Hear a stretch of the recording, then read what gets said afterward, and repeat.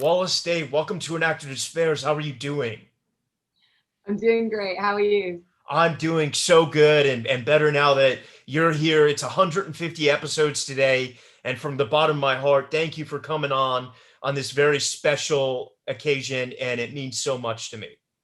Thank you so much for having me for your 150th app. It's amazing and congratulations. Yeah, I'm a big fan of yours. I was just telling you, I was looking on your Instagram before. We got a lot of mutual friends, and I see you're a fitness guru, which has kind of been my thing for the past 5 years. So I'm so excited to talk to you. And also, you were like almost an Olympian, right? I feel like this keeps coming up recently and I don't know why, but yes. That's amazing. I love that. That's so radical. And where Infinite's coming out, and you got Batwoman and Krypton. You pretty much been through the DC comic universe at this point. We're gonna get you a Marvel movie next, but if it's cool with you, let's start from the beginning. So you grew up in England, right? Yeah, I was born in London and grew up in England. I lived in various places, but mainly London. And how was that experience? Are your parents artists?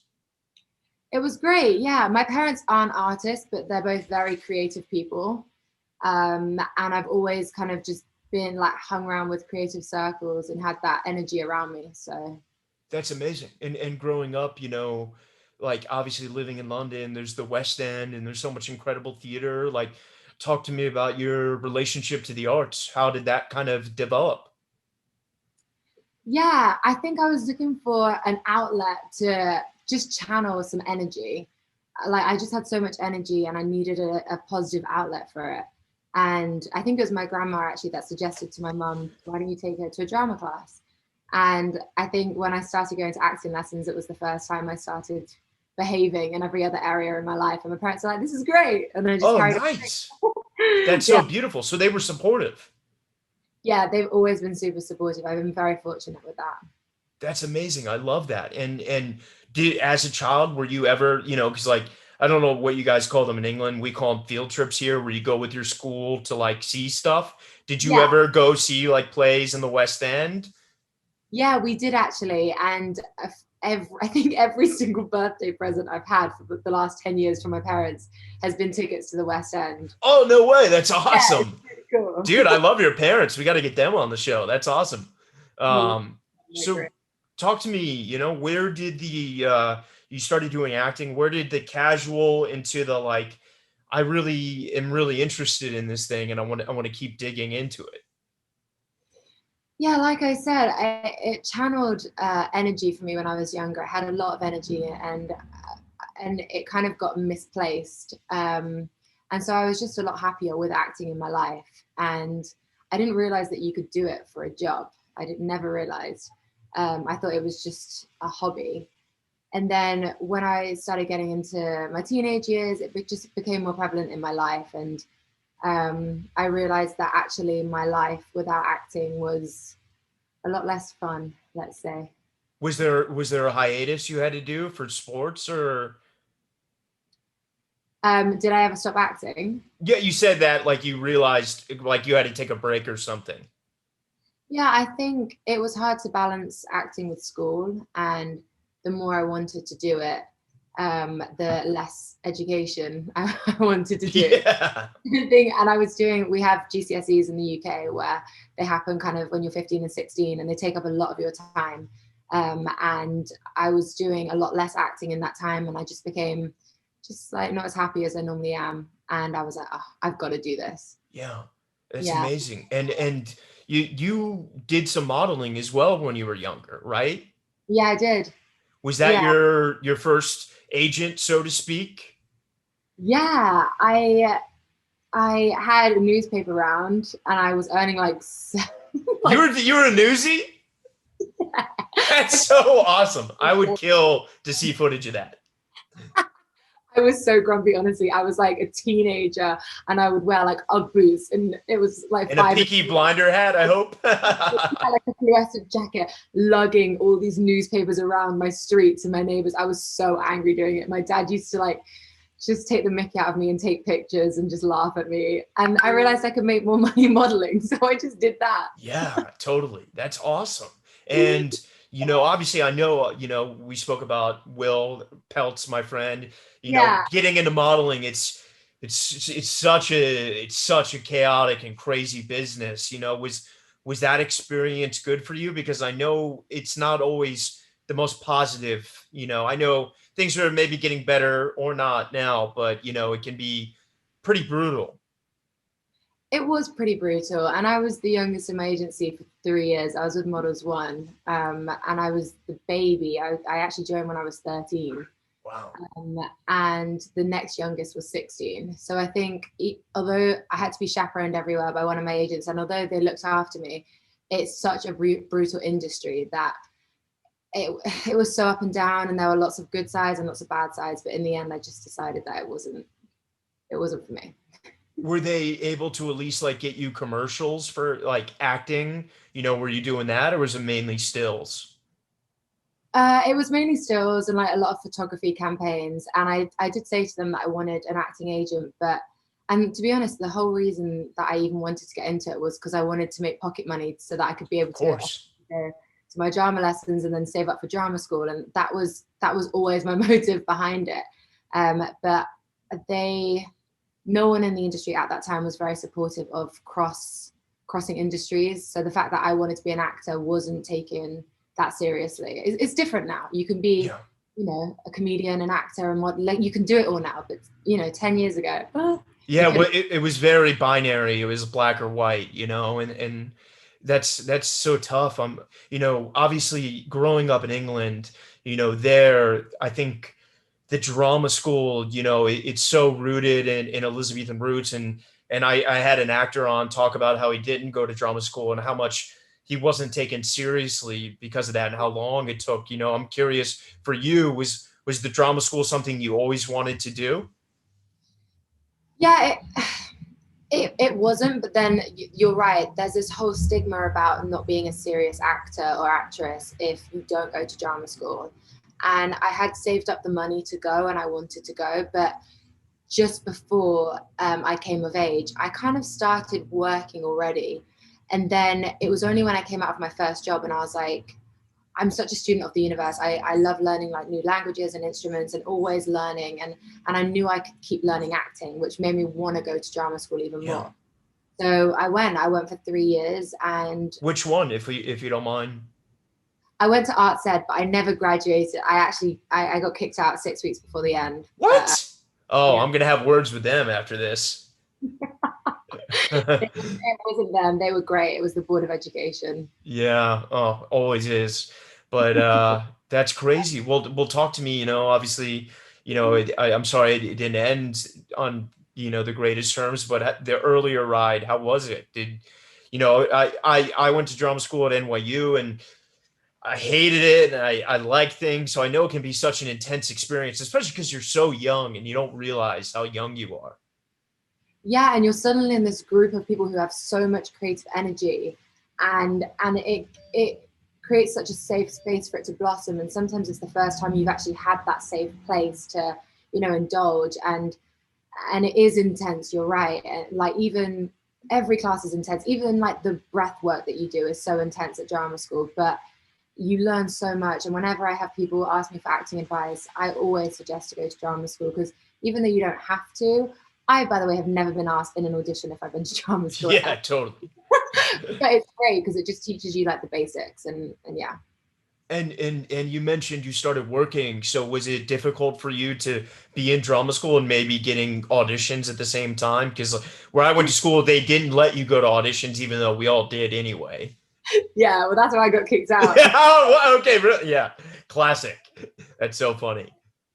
When I first at my audition, they knew I was signed with UTA, and they were like, well, we need you to promise that you're not going to go to auditions and blah blah blah. And I was like, yeah, I promise, whatever. Yeah. I went anyway, and then I just carried on booking jobs. And that's why the teachers there were so amazing, because they would work with me after hours and weekends, and I was always catching up and doing my work when I was on set. But like I said, it was the Board of Education. Like, I just missed too many days, and I Yeah. couldn't go to it. But yeah. I dealt with something similar, but I didn't book anything. So that's awesome that you did. What was your 100%. I'm so curious, because like one of the reoccurring things I like to talk about on this podcast is finding your voice. And do you, Wallace, feel like you found it at drama school, or did you not start finding it until you worked more? Talk to me about your journey. Yeah, in so many ways, I still don't feel like I found it. I feel like we're just ever growing beings, and we're always changing, and my opinions change on a monthly, yearly basis, like quite often. I think the more I try and go through life open-minded, I've always been like that, and I feel like that opens up the possibility to be an influence from so many different ways and cultures and different periods of your life. Like, you just look back, and in hindsight you see things in a completely different perspective. Yeah. So I feel like even though I found my voice very young, and sometimes that was to my detriment, but I still feel like I'm not set on that right now, and I'm still learning. Yeah, I think it is a never ending journey, and that's so beautifully put. Talk to me, because I feel like in America versus the UK, America in entertainment mythologizes its working class, and the UK mythologizes the aristocracy. And obviously, you're very beautiful inside and out. Were you getting a lot of like period piece auditions? Yeah, I was. You know what? I'll be honest with you. I actually haven't.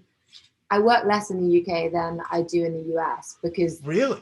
yeah, I always get told that I'm too American, which is very weird. I don't know why. Because when I'm here, I get told I'm very like English Rose, and then when I'm there, I get told I'm very American. So it took a long time for me to find that balance. But yeah, like the last 5 jobs I've done have just all been American. Yeah. Yeah. What about something like, the Royals and some of your earlier work? Was that a fun experience for you getting to do those kind of pieces, and yeah, that film? I mean, talk to me about working in the UK. How was that in your early days? Working in the UK is amazing because you're not sacrificing time with your friends and family. And obviously, I think the more you mature, the more you realize how important and limited that time is.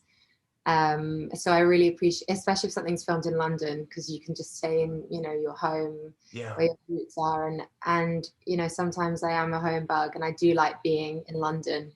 But yeah, filming anything, I think, in your hometown is just such an incredible experience, because even filming exterior shots or on location, it would have been places, my dad would have taken me as a child, or like I would remember throwing. I know that this sounds like a weird example, but I actually had this. I remember I used to throw bread to the ducks with my granddad into this Yeah. pond. And then I was shooting that like 15 years later, and it was just a very surreal experience. So yeah, it's always nice. That's incredible. And talk, if it's cool, like talk to me about the fitness thing, because I know you're like a swimmer, Muay Thai, you're a badass motherfucker. I love it. Like, was that something that were hobbies that kind of also just got very serious, or was that something that you were also, while I'm acting, I want to be an athlete? Yeah, the athlete definitely came first. I've always been a water baby. I just love being in the water. I feel very relaxed when I'm in, the ocean or wherever, really. Um, and like I said, I just had so much energy, and I still do, but I had so much energy when I was younger that I needed to channel it. And acting became a very like mind, like it was more of a mental place for me to, channel my energy. But sports for me was like a very physical place for me to channel my energy. Yeah. So they kind of just, even though they don't really come hand in hand, or they didn't when I was younger, they kind of did at the time. And yeah, I did all sports, but the one that I did the most competitively was swimming. And you were almost going to go to the London Games, right? At the last minute, you didn't? Yeah, I trained for London 2012. We did like the Team GB Rising Stars, and I trained. My coach was actually a Chinese Olympian. I think her name was Jenny Lee. But my stroke was 200 fly, and she had done fly for. Oh, you butterfly? No way. Yeah, yeah, It's yeah. the hardest one. Yeah, people say that, but I just, yeah. Anyway, I loved it. So yeah, I trained for so long, honestly, like most of my life, and then it got to a point where I I was training for 5 hours every single day, so before school and after school, every day, and While acting as well? no. This was Oh, when okay. I wasn't as like serious in my life. It was more of like a weekend hobby. Like I Got was it. quite young at this point. But yeah, it just became, and like all the physio around it and the mental stuff, and it just became very competitive, and I felt like there was a lot of pressure on me from all angles, and it wasn't what it used to be to me, and I Yeah. realized that for my own, you know, personal well-being, I had to take a step back, and it was really hard because you put in so many hours as an Yeah. athlete, and I felt so guilty for so long because I knew that if I just took a week off, I would be a month behind my peers, and then it turned into 2 weeks, and I knew the point that I knew when the point was where I wouldn't be able to compete for the 2012 Olympics anymore, and like it was very emotional for me, Yeah. to make that decision. But I'm glad that I made it, because now sports for me, and swimming especially, is still something that I enjoy and I can do forever casually. Yeah, Whereas you associate it with positivity versus exactly, all. I totally identify with that. You know, the competitive side of sports can be really toxic. You know, it can, that's incredible though. And so when that ended and you didn't do that, all of a sudden you now have all this energy. Did that go directly into booking work and auditioning and channeling it into your acting career? yeah, yeah, I think so. It actually took me a couple of years to kind of get my grounding again, because it swimming was such like a routine, like just a part of my routine, that I suddenly had all this free time and energy, and I didn't really know what to do with it. And I was a teenager at this point, so I just went out and did teenage stuff. And then it was only kind of a bit later on I was like, okay, I need that again. But also I wanted something that, like as an athlete, you put in what 10,000 hours for a Yeah, 30-second race, and if you're having a bad day, that's it. Like that's yeah. it. And I wanted something that, you know, wasn't just going to be for that tiny amount of time. I needed something more longevity that I enjoyed for me, Yeah. and acting just came so naturally for me at that time.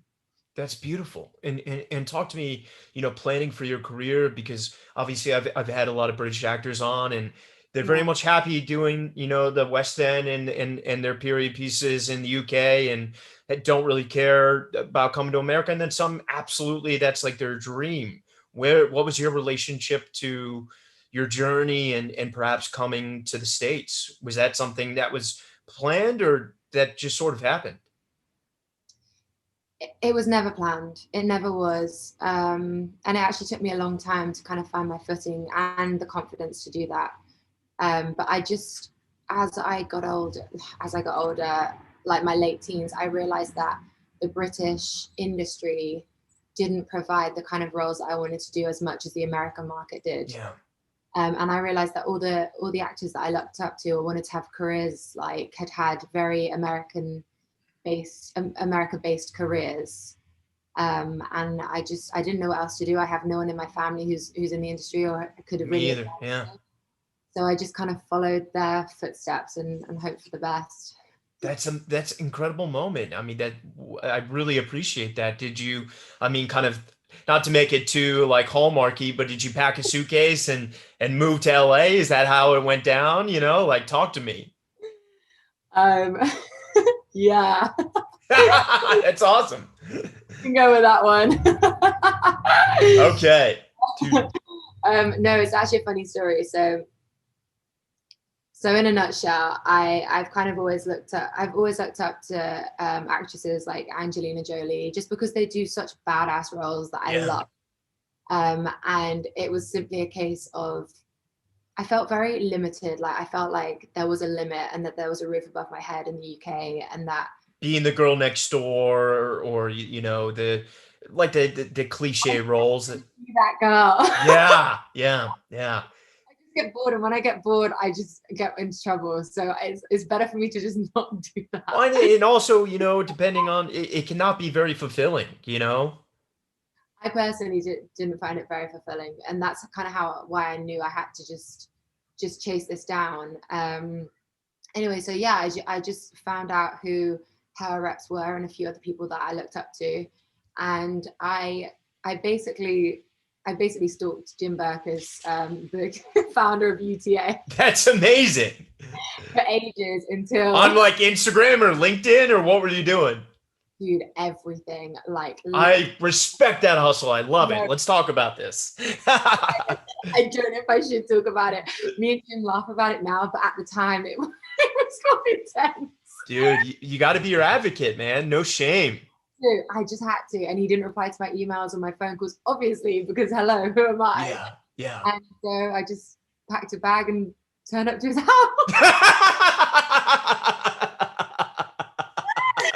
Dude, I am clapping for that one. That is amazing.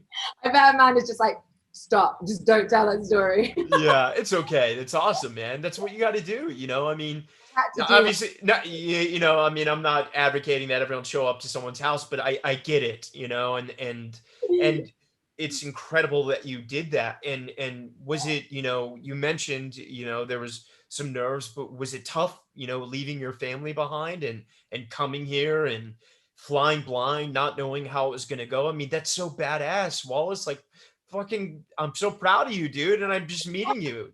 That's awesome. Thank you. Um, yeah, it was tough. I had never planned to kind of live in LA though, or be here for an extended period of time. But all that stuff just started happening once I was booking Americans like roles. But yeah, it was, and I didn't really have much like money to work with. Like I don't, you know, I'm not like privileged in the financial sense where my parents could be like, here, we'll just like get you an Airbnb and pay for you to go to LA. So I really was running on kind of everything that I had.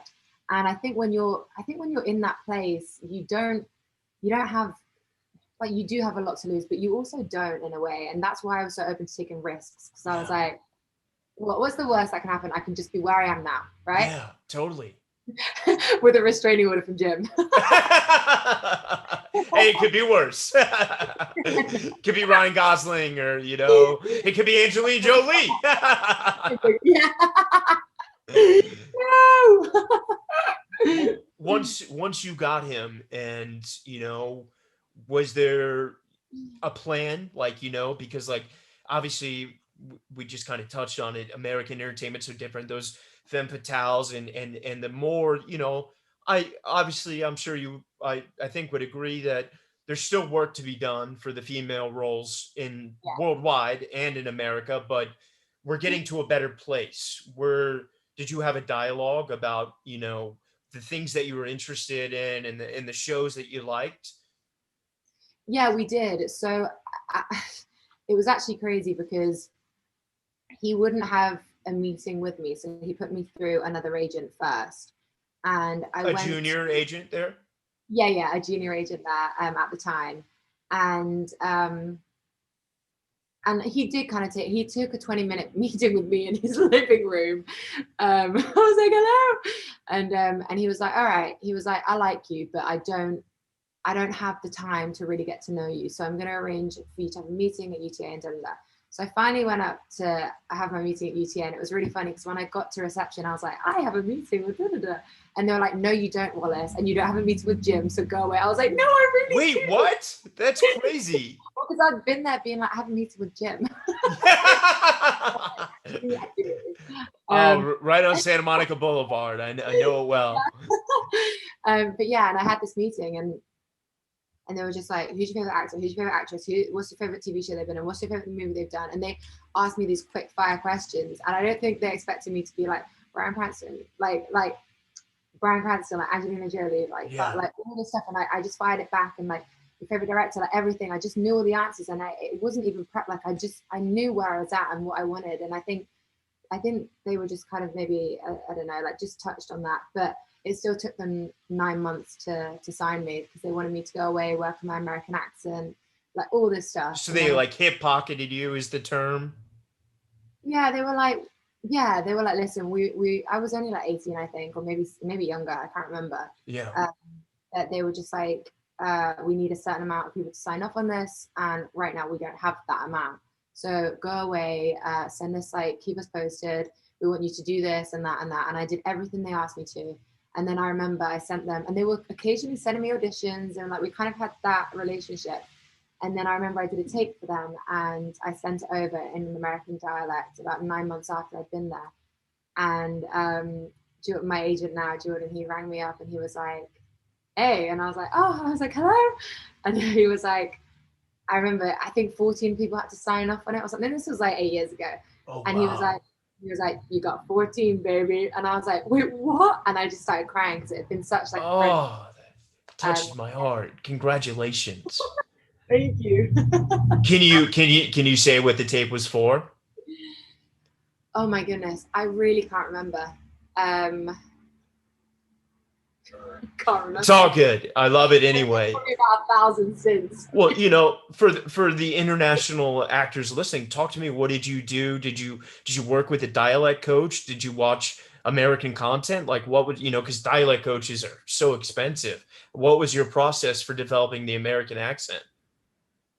Yeah, dialect coaches are expensive. I find most things in this industry are expensive, but I've made a very valid point of always trying to invest back in myself. Yeah. Although it's a hit that I take because I quite often feel like that hit pays off in the long run.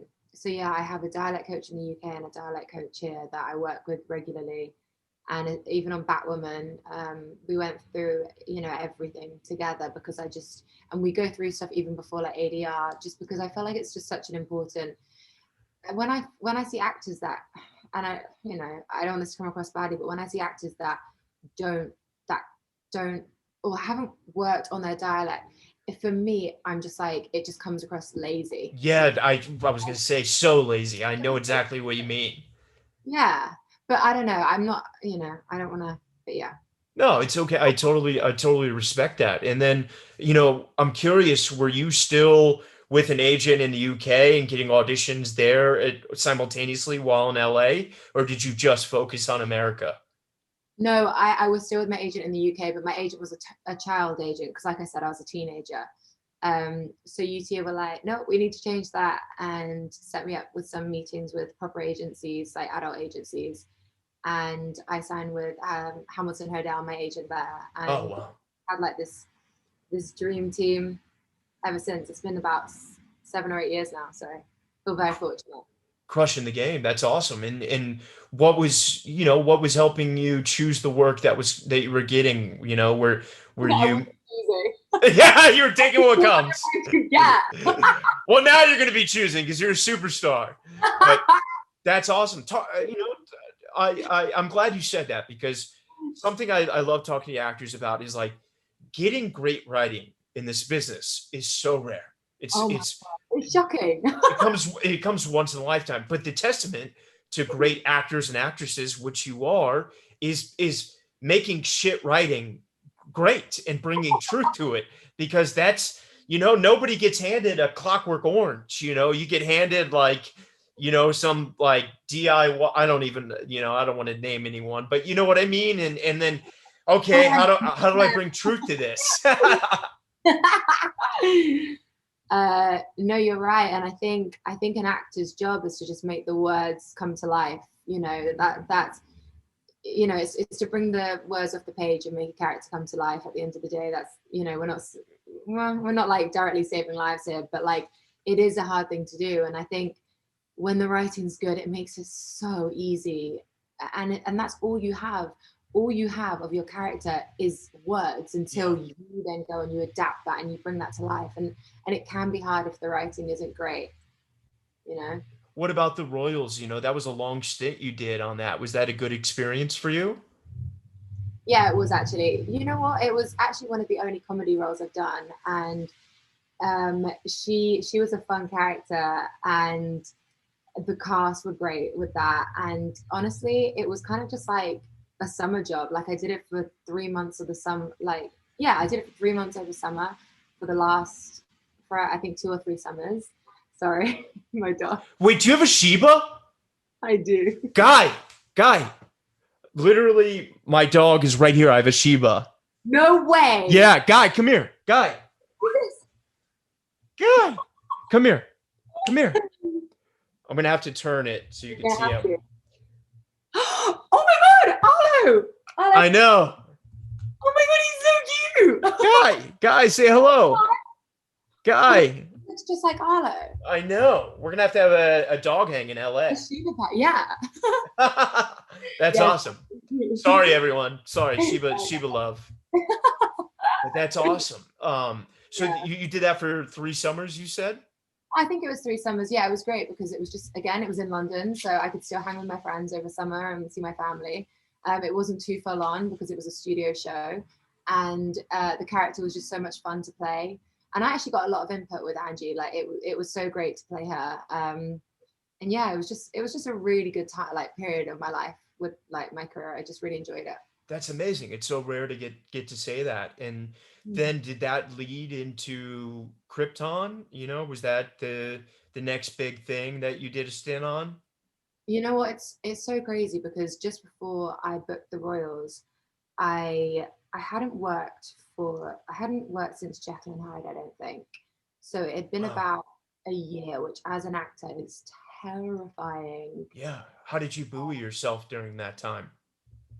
I was just trying to channel my energy in the most positive ways that I could. Obviously as actors, well, I can only speak on behalf of being an actor. I don't know for anyone else, but like we are such deep beings that if we don't channel our energy in like a positive way, then I feel like it's quite easy to let the devil take over.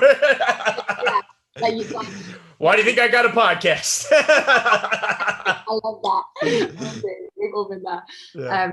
But yeah, I got to this point where I just had a moment where I had very long hair. It was down to my hips. It was long and blonde. And I got to this point where I felt like it didn't represent my mental identity anymore.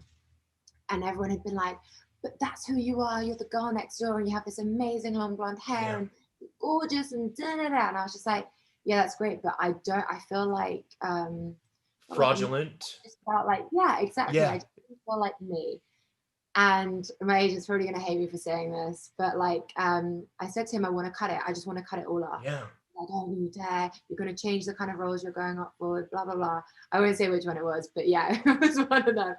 And I was like, fine, I won't. So like I tinkered with the idea for months. And then one day I was just like, do you know what? Fuck it. I have to just be, stay true to you, man. Exactly. What else do you have if you can't do that, That's what I mean. And it was such a big thing, especially, I think I was 20 at the time, and like hair for, a 20-year-old can be such an important part of their identity and their femininity. But I did it. And I remember I sent him a picture and he was like, we need to talk, like we need to have a chat because you've kind of gone against the grain and the stuff that we're putting you up for and da-da-da. And I was just like, oh, fuck. But I was like, okay, if that's what it took, because I had to do this for me. Yeah. And I had 3 more auditions that week. And one was for Star-Crossed Lovers on TNT. One was for, was it TNT or Stars? Stars, sorry. Stars, yeah. Yeah. One was for the Royals. And one was for Krypton. And I had 3 auditions that week. Sorry, the doors are open. Oh, it's okay. And I remember my agent was like, I'm gonna have to pull you out of all these auditions. And I was like, no, just let me go. Yeah. And he was like, okay, fine, whatever. And I went to all 3 of those auditions and with this new short hair, and I booked every job. And I hadn't worked for a year. That's incredible. I'm waiting for that right now. I need something like that to happen. I couldn't believe it. And he couldn't either. He was like, what the fuck? But it must have just been like this fresh energy that I had now that I finally felt like my look had caught up to who I was. And that must have felt so good for you, validating that, like, yeah, I stayed true to myself and look, it paid off. Yeah, 100%. 100. Like, you have to trust your intuition. And I feel like I've always been someone who does that, but like I was terrified at that point in my life. I thought I was about to lose my agents and all this stuff, and it just came at the perfect time. And it was like one of the only moments in my life where we were turning, jobs down because we couldn't do them all at once. And it was just, And how were you able to pull off all 3, Yeah, well, we didn't. We turned, and I actually got a job the following week as well. And we ended up doing 3 out of 4. I don't know Wow. how we did it. I was filming 2 things. I filmed both Krypton and Will at the same time. No, what, how did you stamina wise do that? Like Uh, living two different characters, like was that really tough for you or was it thrilling? I feel like it'd be one way or the other. it was great. I loved it. The travel, because they were both shot in 2 different countries. The traveling was quite hard, but both productions, I think it was Warner and Lionsgate, were amazing and in constant communication, and it just made it, it was really easy for me. Like, it was not easy, sorry, but like the transition was quite seamless. And although it was hard work, it was only for a short period of time. Yeah. Um, and yeah, I loved it. I want my life to be like that. And it's gonna be, I promise. And I mean, obviously we're gonna talk about Batwoman before Infinite, but talk to me about Krypton because that was your first foray into like the comic book intellectual property world, right? Correct. And how was that experience, living in dialogue that's so bizarre and effects that are gonna come in after, was that an adjustment or was it a lot of fun? Yeah, it was a huge adjustment because I'd never done a show that big before, that had so much financial backing and Yeah, so, no penny spared. yeah, but also had so much of a fan base already because we had all the Superman fans, Yeah. Superman fans. I guess maybe they would be Superman if it was plural. I don't know. Yeah. Superman? No, super. Yeah, I don't know. Oh, Yeah. um, but yeah, no, it was like something I had never done before because it came with such a legacy. Um, and it was just such a great experience. It was on a bigger scale than anything I'd ever done, and I had my my role in that. It gets bigger as the seasons go on, but it was the biggest role I'd ever done at that point, and it was just such an insight to how I wanted, my career to kind of to be, just Yeah. working all the time and really kind of connecting with a character, but having enough time to connect to a Yeah. character. And I do want to bring this up because, obviously it's important. You're a writer as well, right? I am, yeah. Talk to me about that. Was that something that was always, something you were doing throughout your life, or did that just kind of one day, or maybe during that year, like we said, you got to channel it into something. Where did that begin to take root? Yeah, I think I actually arguably would say that I was writing before I was acting. Yeah. um, I used to write at night in my bedroom. Journal style? Yeah, like every style, like Yeah. story, creative writing, journal. Like my parents thought I was going to be a journalist, just everything. And I actually remember my parents used to have to come in my room and unscrew the bulb in my lamp because I wouldn't sleep. I would just be up all night writing. I had so many ideas. And then I had the opportunity through my school. They picked a few of us to get some work published in the UK. And That's that, so rad. Wow. yeah, it was great. And then I actually took a project that I had done to Warner Brothers in 2016. The script that I'd written, it was actually a novel that I'd written. It was 63,000 words, but I wanted to turn it into a screenplay. And I had a meeting with the two heads of Rat Pack at the time, at Warner, and they read it and they loved it, and they asked me if I could write it as a script and turn it into a screenplay. And I went away and I had 6 months to do it, but at that time I booked Jekyll and Hyde in Jekyll and Hyde, so my Yeah. schedule was so full on, and I couldn't do it within that time frame. Did Um, they buy it or do you still own it? I still own it. Awesome. I know it's great. Let's get it made, dude. Let me know I if you got any moderately attractive parts for me. Well, funnily enough, during the pandemic, I'd actually started getting a crew together to make it as a short first. Yeah, proof of Uh, concept. Great idea.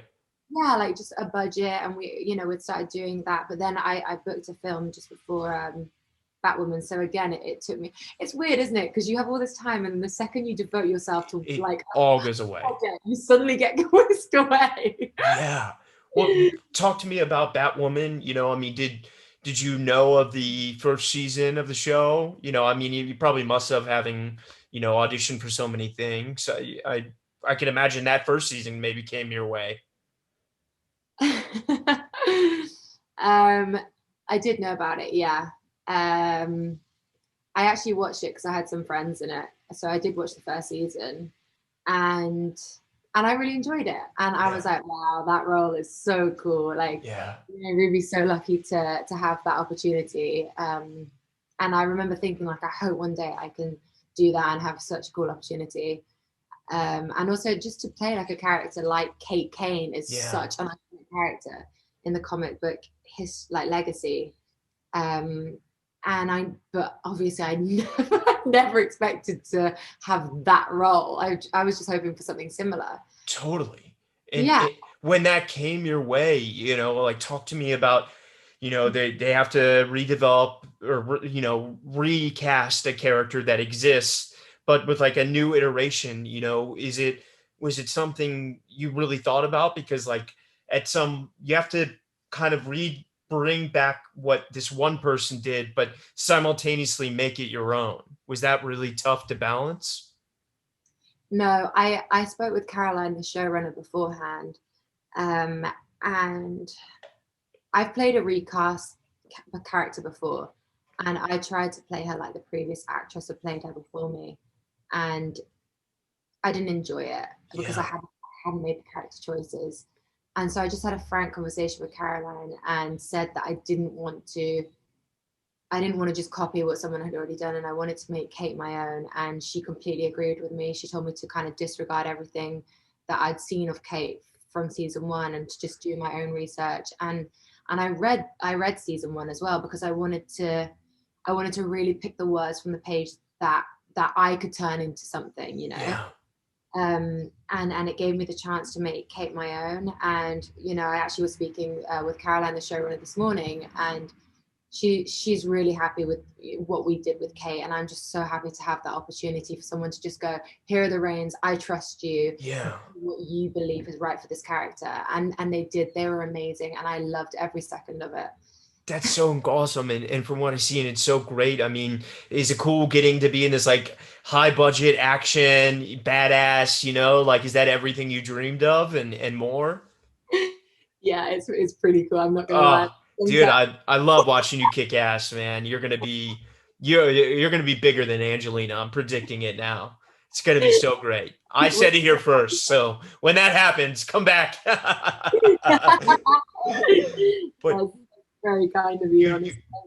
Thank you. you just finished filming. How was that? Yeah, I wrapped a few days ago. The last stuff that I was filming was it was amazing because me and Rach, who plays Alice, my twin, we really got to delve into the twin dynamics and the twin relationship, and I think the fans are gonna really love the stuff that we've done with Kate and Alice. And they were emotional scenes for both of us because Yeah. they're important characters to us, and that chemistry and that relationship is kind of what the whole it's kind of what the show's based on, that the twin, the hero and the villain dynamics, and we really wanted to get that right. So I think my final few days on set, I don't know how much I can say, but like we got to do some like fight stunt scenes, and then like falling off a bridge and some underwater shoots. Wow. And like it was all just amazing, and there's some really touching elements in there and moments between Alice and Kate that we just both really enjoyed. Was it difficult for you doing this during a pandemic, with like all the protocols in place? Did, a show that requires so much action, was that really difficult to pull off? You know what? You kind of get used to it because it's we did 3 tests a week. Wow. Yeah, but it takes what, 20 seconds, and it's mostly on set, and Yeah. do it in between shots, when they're setting up for another shot or whatever, and it was fine, and you get used to it.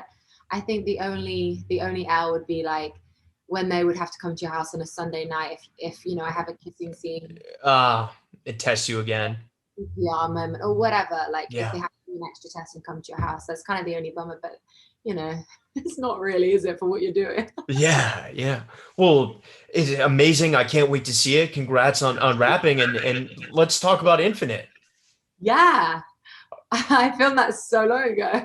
I can't. I mean, that's the thing that sucks about being an actor is you shoot something and then like it's anywhere from 6 months to 5 years it comes out.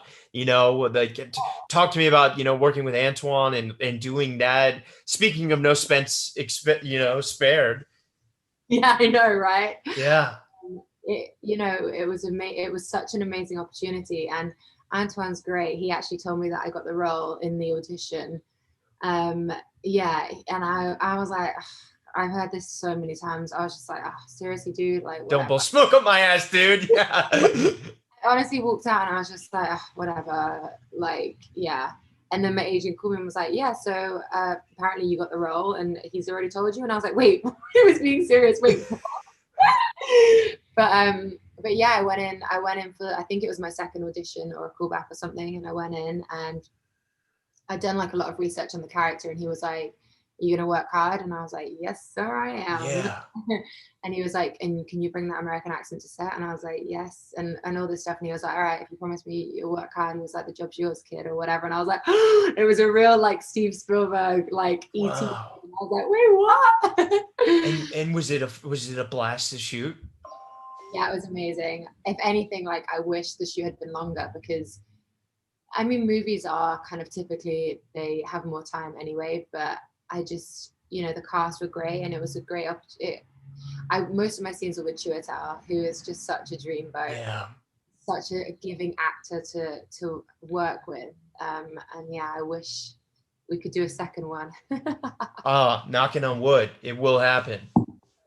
Yeah. That that's awesome. Well, I'm so inspired by you and everything that you're doing, and I just know so many amazing things are in store for you, and you're going to be just kicking ass and taking names, and I'm going to literally be watching it, and we'll have to have a Sheba hang in LA. Few final questions for you. You know, if you could go back to the young Wallis that was wide-eyed and had dreams and don't have parents that were in the business like a lot of people listening right now, any words of wisdom you would have? Um, yeah, I think trust your gut and just always follow your instinct, because I think you kind of do that as a kid, and then I think when you become a teen it's very easy to lose that and lose Yeah, confidence in yourself. But I think you always keep like that 1% or that tiny bit, and I think when you act on that 1%, you can really defy what you believe are your limitations. And actually, I think it's really important to like instill that into young people and just remember that we can do anything that we set our minds to, and there is no limit. yeah. I wish in a way I'd remembered that sooner than I did, because I definitely lost that for a little while. But you found it back, and that's all that matters. And Mm. final question, I mean, I know you were working, but it's been a very difficult 16 months for the world, and there's a lot of actors aren't working, and other people just not working. What's kept you inspired? Other creative outlets, Yeah. instruments, yeah, like a lot of music. I've been doing a lot of songwriting, um, a lot of writing anyway. Like I said to you, working on that short, just doing all the research that I possibly can, and just honestly trying to better myself as an artist, and playing piano and guitar and just picking up, just, I think just trying to, like I said to you, I'm a student of the universe and I love learning new things. So I think Yeah. just keeping your mind active and healthy, in as many ways as you can possibly stimulate it. I love that. Well, Also, just to say on that note, it's not always easy to do that. And I think it's also important to be transparent and say that over the last 16 months, it hasn't just been an easy ride. There have yeah, been ups and downs. And I have definitely had moments of, like real lows. And I feel yeah, very blessed and very lucky to have the opportunity to do Batwoman and be working again. yeah. Well, you deserve it, and I'm so proud of you. And Wall State, thank you for coming on the 150th episode. It means so much to me. History is being made here because we're gonna have you back, and I'm gonna be begging you for roles. Your Yeah, show that you're hosting, and we'll be laughing back at this. I love it. And you, me, Marcus, and Will and Sterling will have to have a dog hang in LA. I would love that. Yeah. I haven't been silent for ages. Yeah, I would love that. Ryan, thank you so much for having me. And again, congratulations on 150. That's amazing. Good for you. Thank you for coming on. I got so much love for you, and I'm gonna say to be continued. I love it. I'll see All you. right, rock and roll.